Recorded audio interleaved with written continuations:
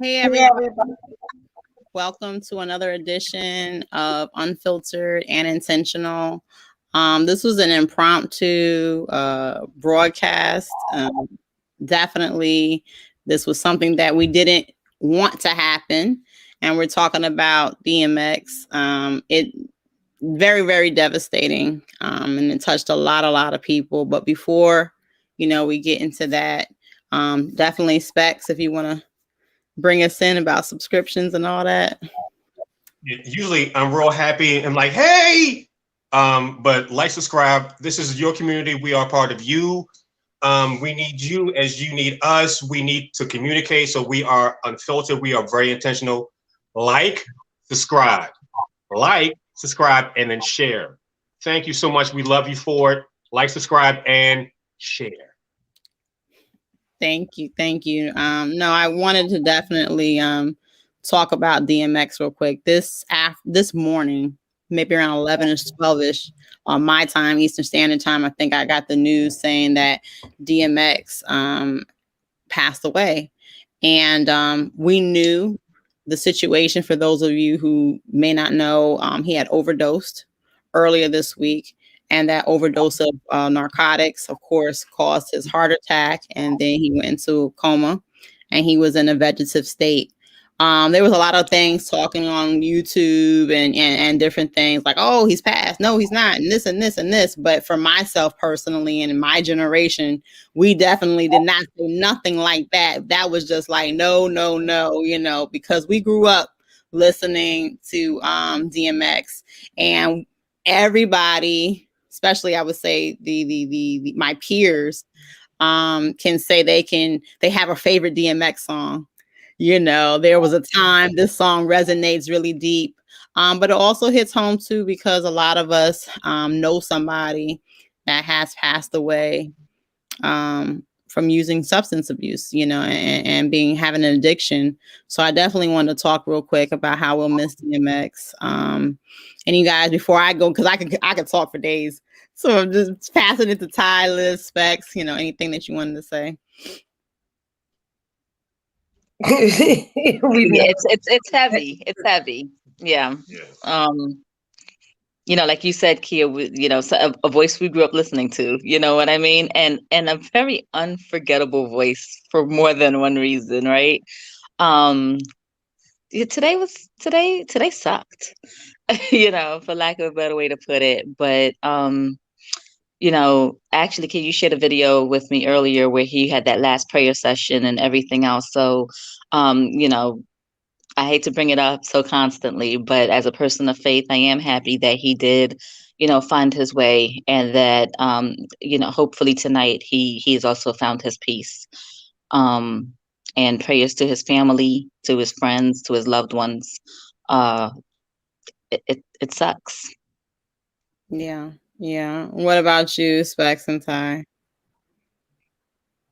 Yeah, his passing, because he's around my age, and to see somebody my age, to see people at this point in my life pass is hurtful, but it also shows me my mortality. Because DMX was, as a big a star as he was a regular dude that I remember meeting him, probably was like 2002, and he came to Baltimore. So big star. And he came out the radio station talking to people on the bus stop and was trying to call his people. And he made a comment saying, one thing you gotta love about Baltimore is every time I come here, my friends always move and change their phone numbers. And there's one thing about Baltimore, people always move and always change their phone numbers. But he was such that regular dude.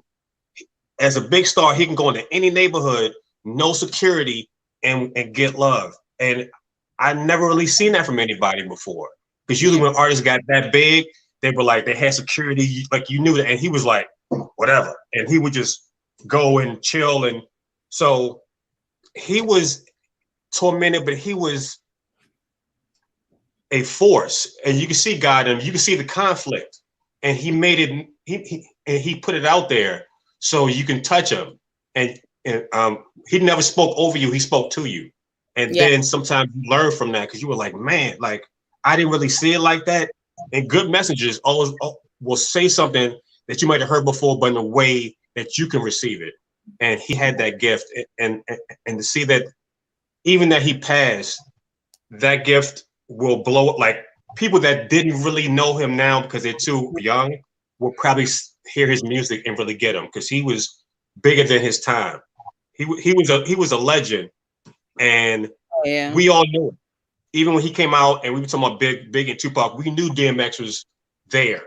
So now people will probably appreciate him more that didn't know, but anybody around that age range knew that this is not new to them. They knew that he was legendary and he was touched by God. How do you feel about his passing, Ty? He was authentic, like just about his life, who he was, where he was at, his struggle, his demons. And that was something for me, and that everyone goes through their own things, but again, you can relate to what people say in their music. And, like Specs said, he was powerful. You could tell he was connected. And it wasn't just like listening to someone, you felt what he spoke of. There was no question. He didn't give a two flying. You don't like it, don't fuck with me. Bottom line. This is where I'm at. If you live life, you're gonna struggle. He told you what it was. Mm-hmm. He didn't hide nothing. Yeah. That passion. His physical, his vessel may be gone, but the spirit will never ever die, and his music will live because it wasn't commercialized. It was his life. You knew what he was going through his music. Yeah. I think that unfortunately, and I'm just putting it out there because I definitely want for the people that are listening now, later, 2 days from now, we wanted this little piece, and it's going to be a short little segment, but we wanted just to express how we felt and just saying, hey, we definitely have condolences for his family, but even for his fans, a lot of fans like, man, I'm shedding a tear, I'm crying, they're going through it too. But I am going to put it out there that unfortunately there are a lot of cancel culture people that are starting to talk, and they're like, hey, this person was somebody that was misogynistic, and he was this and he was that. And I just got so tired. I was like, I can't even look at that. And I don't want to talk about it. I don't want to look at it because that means that we're canceling all hip hop culture. Right. Hip hop culture. And of course, there's so many different types, genres, you have that old school, you have that trap music, you got this, you got that, you got that. But it was an expressive way of telling our life. And this is what it was about.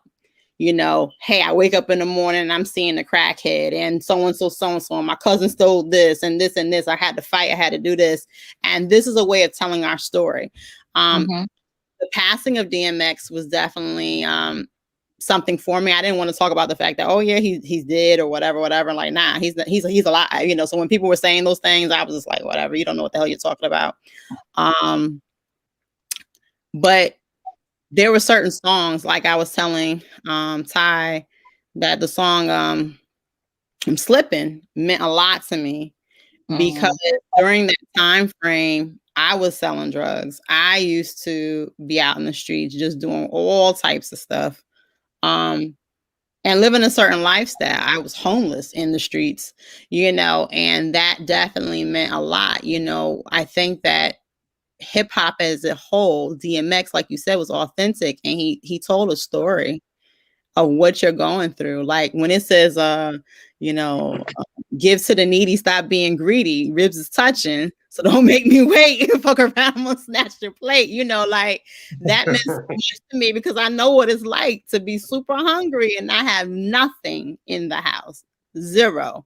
So you do what you got to do. Now, of course, not everybody has lived that struggle, and they may not have felt those words in its totality, but they definitely can relate because he's had other songs on other battles, and that conflict that he had, from every song he always prayed. He's always praying for somebody, and regardless if you're religious or not. I love that though, that he would do prayers. I love that he would do that. That oh my god! Again, he was so connected. He had no shame. He wanted you to know it was more to those messages. He read from the book. He put it in his music. And again, like you said, the song Slippin', he was letting you know, I had this. I went this way. Well, and I was gonna say, and that's the thing, and I know we talk about, you know, Liz, like, hey, you know, being a Christian, you know, and it's okay, whatever religion you're in, even if you say you were an atheist, we know what's right from wrong. He knew what was right from wrong. So who cares about the whole religion thing? And then, you know, like, oh, I can't believe. No, he knew what was right from wrong. You know, if you're stealing, that is wrong. You know that if you're doing this, that is wrong. And he had this battle. There was, I think Master P came out this week and had made a statement. He said, you know, I hate the fact that the Black community waits until somebody passes, and now we're reaching out to loved ones and family trying to help them. I think he was always getting help. I think he was always praying for him. I think there was always ways, but I just want to let people know out there that when you have an addiction, it's not that easy. Addiction, you are constantly trying to fight it.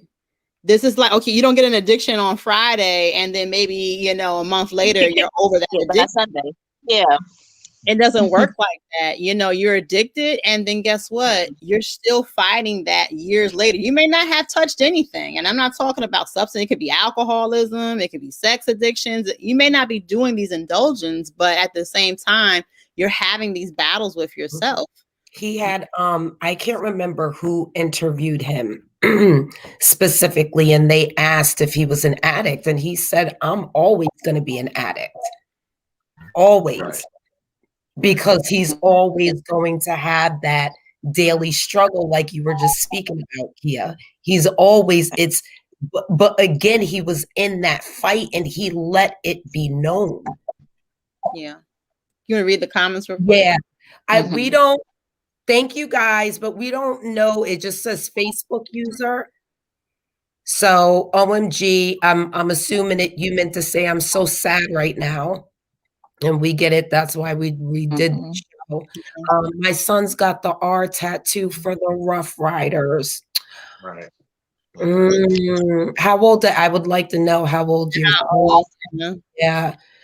We all have a past, but he was authentic. He was. Yeah. And I agree, Kia. We always wait until someone passes to uplift them. Yeah. No, it's interesting because, for me, it touches home because it's like, how many celebrities do we know that deal with, you know, drug addiction? You know, Michael Jackson, when he passed away, you know, I shed a tear. You know, he was a real heavy in his different drugs and cocktails he had and sleeping aids. You know, there were a lot of different people that go through these struggles. And personally, you know, having family members, you know, I literally can think of more than 10 family members, more than 10. You know how many is 10? More than 10 family members have dealt with substance abuse and addictions. You know, and some of them are not even here to talk about it. My own father, you know, definitely had his struggles, you know. So when I hear comments, you know, somebody had made a comment kind of like, oh, you know, he killed himself. I didn't know per se what context he meant by that. So I didn't want to per se start having that debate. But that meant a lot to me. Like, wait, what you mean? You know, but close to that. But you know, that was a trigger. Like don't follow that person. Like somebody was trying to start something. Those like fighting words. Like, no, he didn't mean to do anything. There was no intent there. Whatever struggle he had, he didn't take drugs to kill himself. So that's not the same thing. You know, you can overdose because you're indulging, and killing yourself is a whole different thing. I'm taking these pills to kill myself. I'm putting this gun to my head to kill myself. It's not the same as I'm indulging and something happens and then I overdose. It's not the same thing. But some people like to push the button and just aggravate people, you know. Go ahead, I'm going to challenge that a little bit, not because I agree with anything that they're saying, but culturally we do view things like suicide, overdose, drug use, alcoholism very different than other cultures do. And I think that there is just a level of ignorance. I mean, and I'm not saying it to be disparaging or looking down on anybody, but I know that even just culturally, my family is very Caribbean. Right. And for anybody that has grown up around Caribbean people or knows Caribbean people, suicide is not a thing for them. And not because people don't kill themselves, but because it's ridiculous. And the way that they tend to just kind of shrug it off. If you kill yourself I'll put it out there. I don't usually talk about my family too much, just personally, because I don't want to be excommunicated. But in my family, if one of us, anybody, especially from my generation, were to kill themselves, what does she have? She had everything going for her. She had no reason to do it. That's ridiculous. I'm not even going to the funeral. That is honest to goodness. As a matter of fact, culturally, we wouldn't even have a funeral for somebody that kills themselves. They don't want to be here. They're not a part of this. And culturally, honest to God, that's how. And I know my family is not the anomaly. That's generally speaking how, especially older people, will talk about it. If you grow up in a household with somebody that has a drinking problem, what happens at home stays at home. You don't talk about that. You don't look for help. You don't tell anybody. That's touching some buttons for me. And I think the reason why it touches some buttons for me is because Caribbean, African American, you name it, at the end of the day, where do we get these ideologies from? Like, at the end of the day, if a person has an addiction, something is wrong. They are crying. I'm agreeing with you. Listen, I'm not telling you that I agree with. I'm just giving you a perspective that when people think like that, that's where they're coming from. A lot of times is. And again, I'm not trying to be disparaging. I'm not trying to send anybody away. I would love to bring those people that have those ideologies into the fold so we can have those conversations and maybe look at it from a different light. Because if you refuse to accept as a problem, you can't help somebody. Sure. You know what I mean? So when somebody comes around and they say, "Oh, I can't drink anymore," it's man up, be a man, have this beer. And again, I don't know where you guys grew up or if you guys can relate to what I'm saying at all, but somebody out there understands where I'm coming from culturally. And somebody says, I'm not drinking anymore. It's because suddenly you've turned into some kind of pussy.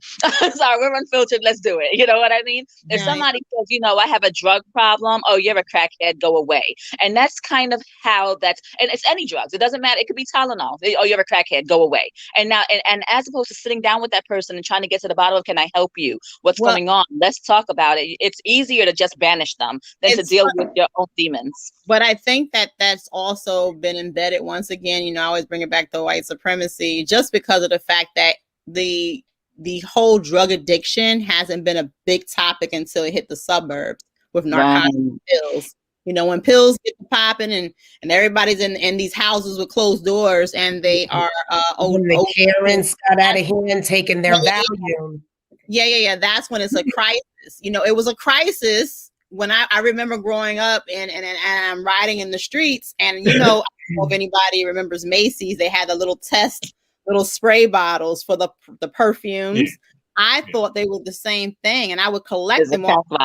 And I would put little water in it, and literally it was a crack vial, and I'm putting water and I'm putting on my neck like I got all these different types of perfume. I'm 6 years old, not knowing that this is crack. Like, what the heck? Like, what environment are we living? This became normal to us. Right. This was our lifestyle. And once again, for some stupid ass, yes, I'm putting it out there to say, hey, let's cancel culture. That's canceling everything about this. We wrote stories. We're telling our stories through rap music, even R&B, through love and these different things. This is how we expressed ourselves. Now, we may agree and may not agree. And I'm not saying that, yes, oh my God, when they talk about this and the way they talk about women is deplorable, whatever. But that's literally what happened in the household. I mean, it's funny because we either, in living in an impoverished neighborhood, you either knew the crack man who was selling the dope. You knew the dope man that was selling the dope. That could have been your cousin. It could have been your brother, whoever. Or you knew somebody that was using it, and I think we were talking earlier, Ty, growing up, your parents were partying. They putting all the kids in the room, red light specials. Right. Don't you that door. Yeah. You had a Marvin Gaye playing in the back and stuff, and all types of big things. It started with spades, some alcohol. Billy D. Williams comes on the 45. Yes, but that was our norm. That was the way we got that. Yes, it was. And then all of a sudden, we write music about it, and we're shaming ourselves. And we're what? I'm so depressed about this whole DMX. Somebody put here. I think this one here was like I think about Whitney and Prince. Yeah. Wow, when Whitney Houston passed away, that was a big one. And then her daughter. Yeah, her daughter. That was so tragic. Her daughter passed away the same way. Same way. Yeah, the same way. And then Prince, nobody knew. This wasn't a thing. Maybe people close to him, but it wasn't something like, because he was a private individual. He wasn't out there partying and like, oh, look at him, he's so slush. It's really sad. There's so many different things that people are battling, and we need to come together as a community and see how we can support and stop trying to hurt people or shame them. Like you said, oh, you a punk. I'm right. Grab your balls and get it together. What, you can't hold this drink? No, the nigga can't hold the drink. No, he can't. Put it down. Stop it. But I have a question. What do you do for the people that you do strongly support and you try to give resources and they just really don't want the help, either period or at that time? I know you don't give up, but how far do you go? Because again, I'm sure DMX had people around him that tried to promote a healthier way of living and supported that. But that's his decision. Like, you can only kind of help them, but it's up to them. Like, all right, so my cousin that I grew up with, he's like my brother, like same age. We grew up together since, birth. So he died 4 weeks ago, cancer.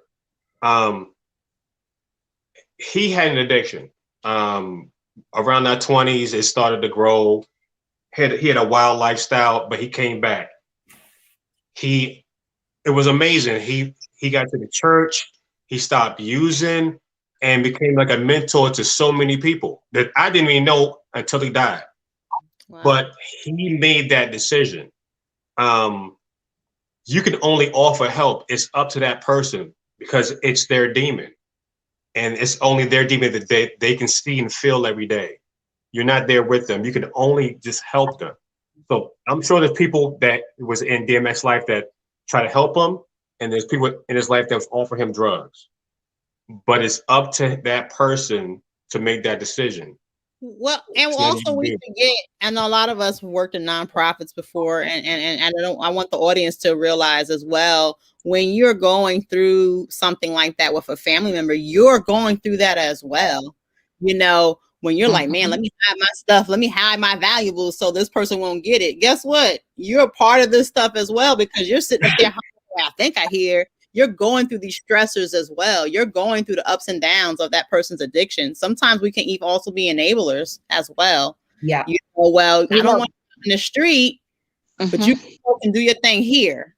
You know what I'm saying? Because at least I know, or I have some idea that, you're not out there just using whatever type of stuff. You're in the house doing it, and I also know that the parents, sometimes they be smoking and cutting up with their own kids. Yep. Like, at the end of the day, what's good? Like, our culture, when I tell you, is just so ass backwards. Like, as much as I love my Black culture and my heritage and everything, the shit that we have put our kids through and the cycles. I don't know, though. I feel like that's such a tough question, Todd. Just going back to what you said and tying it into, it's that there isn't a right or a wrong answer. You know what I mean? And so like Specs said, hey, that's their demon. And not to say that you dismiss it like, hey, that's your problem, figure that out, right? So, and I know that's not what you meant, but it is there for you can help them, you can offer them this, you can I'll go sit with you in a meeting or whatever it is. But if they're not ready, willing, and able, then you're not going to get anywhere with them, right? But then Kia, to the same point where you were saying that, there's the other side of that where you're going to be enabling. You know what I mean? Well, he's not ready for help, but let me go nail everything down that, that could possibly walk out of the house.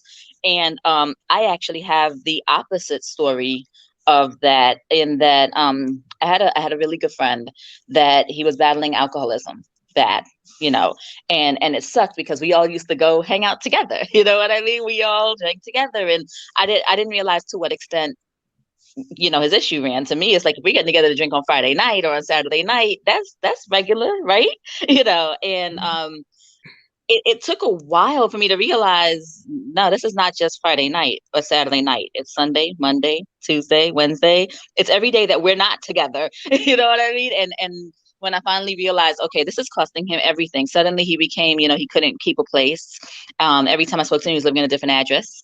It was constantly, can you pick me up from here? I'm like, where's your car? Oh, I don't have a driver's license right now. Long story. I'll get into it later. And kind of that type of thing. And finally I caught up with him and I said, hey, we need to talk. It was pretty obvious it was affecting him, and then I did try to speak to him and, offer him some services. And if you're not at that stage in your recovery, if you haven't gotten to even trying to recover just yet, what you get is offended, and it definitely drove a wedge between us. And he got very upset. What are you trying to say, that I need meetings? And and I couldn't think of a nicer way, a more delicate way of, and this went on for another couple of years. He stopped speaking to me completely. Then he popped up again a year and a half later with some banana story, and I knew, okay, that we're past drinking. I mean, he called randomly just one day, and I was happy to hear from him until I wasn't. And then at that point, I'm like, hey, something is wrong. Spoke to my husband about it, and I said, maybe we should go meet up with him. So we did. And once again, he tried to offer him help, like, hey, what's going on? You want to talk? And once again, he got very offended, and we didn't speak again for a while. The next time he called me, he was calling me from a hospital. And he asked me, he said that he was in the hospital, but he was getting out soon and can't wait to come by and see me and the kids. Okay. So now we got a little bit of self-preservation kicking in. It's not that I don't care. It's not that I didn't offer to help. It's not, but do I really want, like you said, Kia, do I really want this person around my kids? Is this really what I want to expose them to? This is not what our house is like, Another couple of weeks after that, he calls me and he's getting released from the hospital. Can I please go pick him up? Pick you up and take you where, honey? And he goes, I just need a place to crash for a little while and stay with you just for a couple of days until, the next thing and the next thing. And again, I had to speak it over with my husband. This is a family friend for many years, if you haven't gotten that from this story. And we came to the conclusion that no, he couldn't be around my kids, And so we made the decision, hey, listen, if you want us to pick you up and take you someplace else, that's fine. But right now, I can't have you over for whatever the reason is that I came up with. Apparently, I'm not the only one he called. He called the next person. And because I don't actually know what happened next, the only thing I know after that is that he did take his own life. And it is something that you carry, that if I had been a better friend, maybe if I had gone to get him, maybe if I had brought him over, maybe if I had been more aggressive about encouraging him to get treatment or, whatever it was. And you do carry that guilt. But then at the same time, as a mom, what if I had brought him around my kids? Right. And when I tell you this is he passed away, I want to say 4 years ago now. And there's still times that it hits me very randomly. And I'm trying to figure out, did I do the right thing? Did I do the wrong thing? So Ty, when I tell you that question that you ask is more than loaded, what like Spec said, that's your demon. Like Kia said, is this what we're putting our kids through? Like, you know what I mean? As a friend that's been there, unfortunately, kind of more than once now, what do you do? I don't think there's a right or a wrong. I don't know what the answer is. Yeah, I want to get to this. The Caribbean culture has so many strong stereotypes that it is hard for you to share anything, whether it's alcohol or drugs or sexual orientation. It's very hard to share with our family. Mm-hmm. And that makes me also lead into like the mental health piece of drug addiction as well. Like, if Kia, go ahead. I see the Well, mouth. no, I want to let everybody know that, I want to bring it back just to remembering DMX, but we're going to do a show this Sunday about drug addiction and substance abuse. This month is sexual assault awareness, and that's definitely a topic that I want to talk about, because a lot of different things are going on in the law, but I want to, this is just happening, and we have a whole month, so maybe we could push that topic next week, but it is an important topic. But this Sunday, I definitely want to talk about substance abuse. It affects all of us, indirectly or directly. Like I said, I don't think nobody on this panel here or any of our listeners can say, I don't know not one person that has no type of addiction, small or big. Just to let everybody know, just my last thoughts, kind of wrapping it in to close on for DMX. You said it so well, Ty, that he was authentic. Excuse me. He definitely let you know how he felt. There was no holds bars. On off the platform, he articulated very well. His voice, it left that that impression on you. For me, I just want to say, my thoughts and prayers go out to his family, of course, once again, but to all his fans, to all his supporters. He spoke to us. He spoke for us and the things that we've been through. On a funny note, somebody said, no, DMX can't die because we'll never know what these bitches want from a nigga. And yes, we'll never know what these women want. Like, we don't know, because it was Tisha and Tanya. Yes, we will Tamika, Yes. Yes. I'm done. The one he met at the ice cream parlor, we'll just never know, So no, I just want to say, he will be missed. He will be missed. Hip hop has definitely lost a legend. Truly. Any last words, Guy? Liz, Specs, Ty, anybody? Last word. Rest in power. Yeah. Yeah, it's sad. It's definitely sad. And you know what? One little quick tidbit before we just close out. We are all in the age range of, let's just say, 35 between 50. Let's use that. Between 35 and 50. And we will see people, like you said, it questions your mortality, and we will see people that we grew up with, and something may happen, and we definitely have to brace ourselves. I know that I always say, like, if certain other legends start popping on, I'm just gonna fall out like, no, not Jay-Z, please don't take, these, we grew up with these individuals. I know. See your face, like, don't do that. I'm not ready yet. I'm not ready either. These are the people that we grew up to, So definitely be strong, guys. If you happen to indulge in a light drink, pour one out for X, All right, guys. We'll see you Sunday at 8 Eastern Standard Time. Good Talking night. about substance abuse. Love you guys. Good night. Love it.